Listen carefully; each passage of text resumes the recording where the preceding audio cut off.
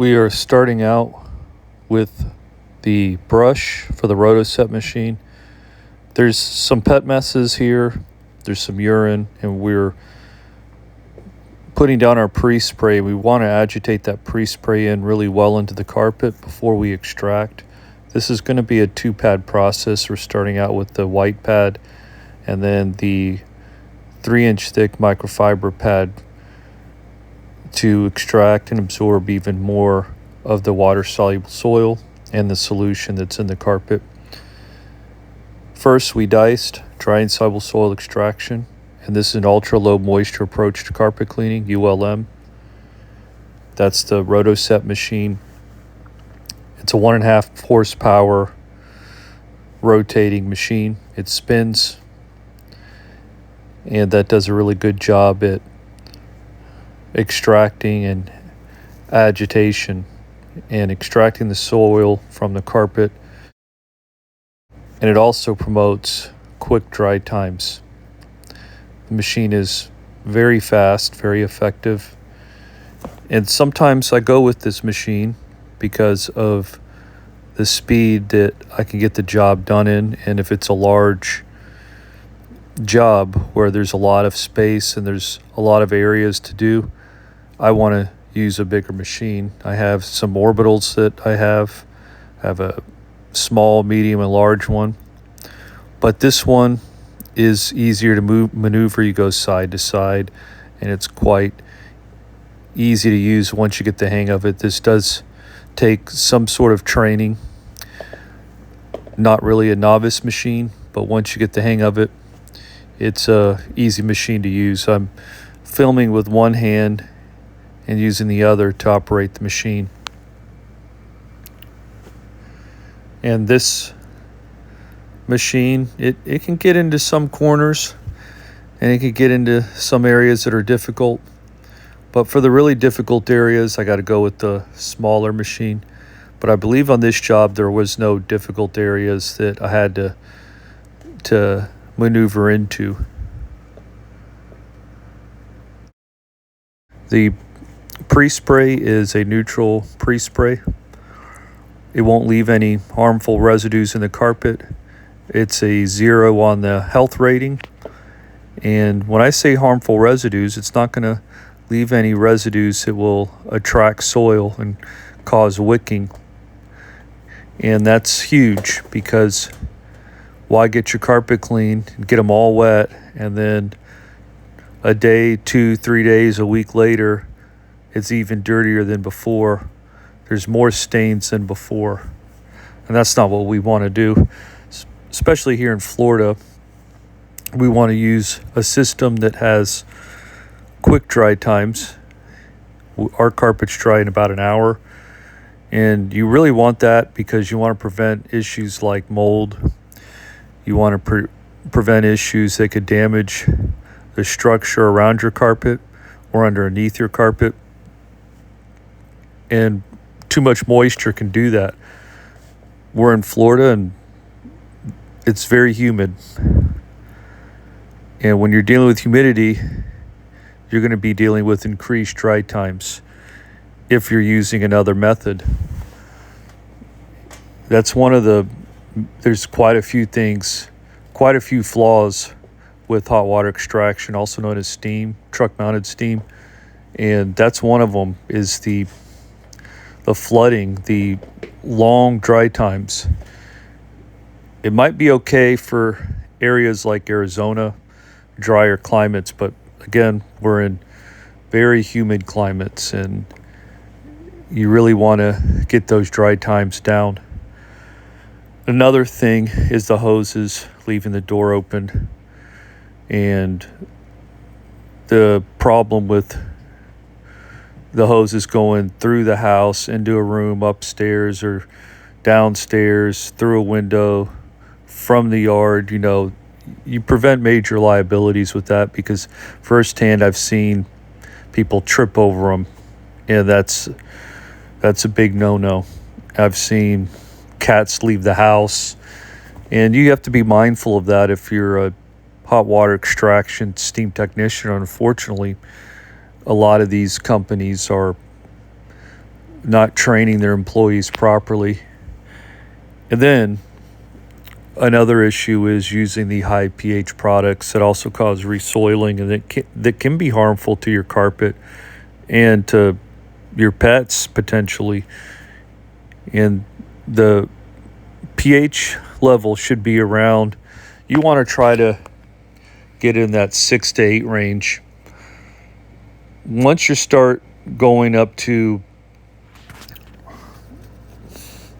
10, 11, 12, you're going to have some issues.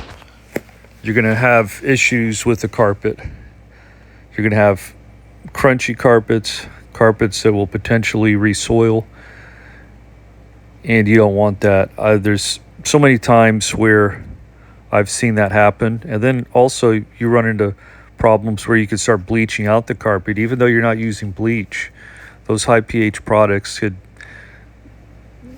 wipe the dye right out of your carpet. You can have spots in the carpet, and I've seen that many times too often.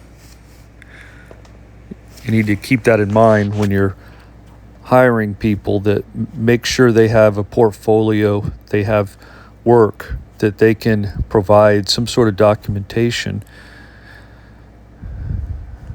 But one other thing I want to get back to is carbon monoxide emissions.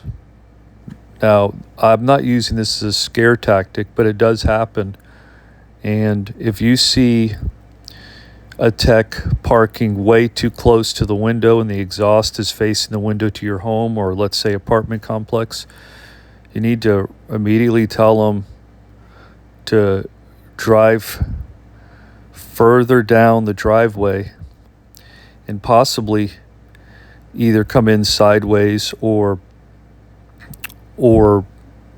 head first, because that exhaust, the carbon monoxide emissions, have killed people. It's killed technicians even that didn't realize what they were doing was wrong. Now, I have news articles, clippings, I have ample documentation of this happening.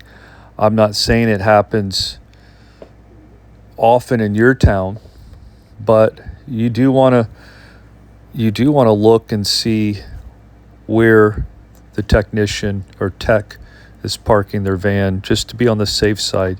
You wouldn't want anything to happen.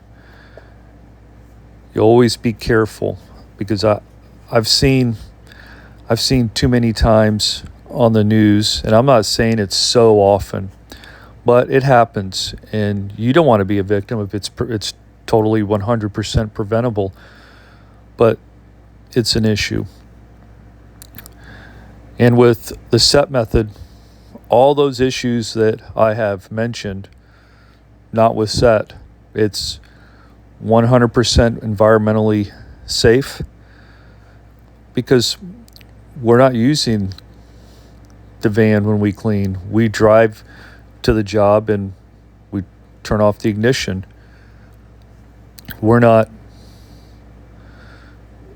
don't have hoses going from the front yard all the way into a house, up the stairs, and somewhere out the other. No, we're not doing that.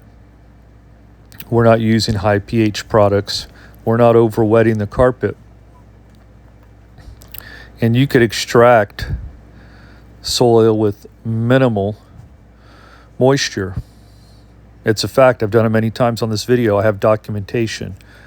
There is no scientific study that says that HWE is superior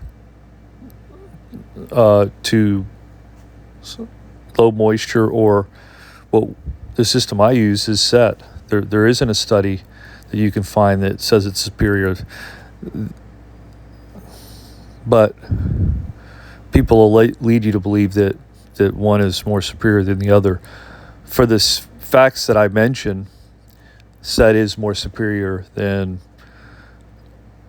HWE's steam, truck-mounted steam cleaning. And I know people will get mad and people get offended and all that stuff, and I've got the brunt of the retaliation before, but I, as a specialist, have to do my due diligence and convey this message to you, the viewer, to the potential client of Lily's.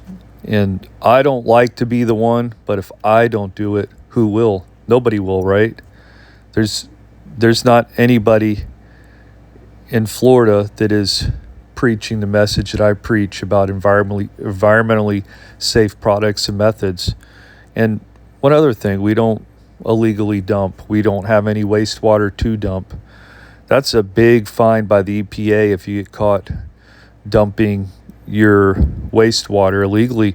And keep in mind, we're in Florida. The governor has very, very tight restrictions on what you can do with your wastewater and how you operate your carpet cleaning company. They're not messing around here in Florida. So keep that in mind. If anybody listens to this that operates a truck mount, just keep in mind in Florida, they're very serious. Governor DeSantis is very serious. He's got all sorts of regulations in place for Floridians. Some of them beneficial, some of them not. But this method right here, the SETT method,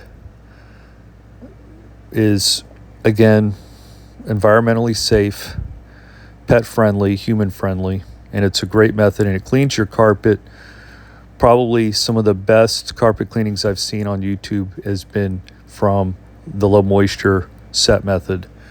There are quite a few specialists that use this method that are on YouTube, and they're prolific, just as I am very prolific. I'm the most prolific. We are the most prolific company putting out content in Tallahassee. There's nobody else that takes the time to put out content and to voice their opinion and their beliefs onto you, the viewer, and express why their method is a good method and really be transparent with what they're doing and what they're using as far as products go.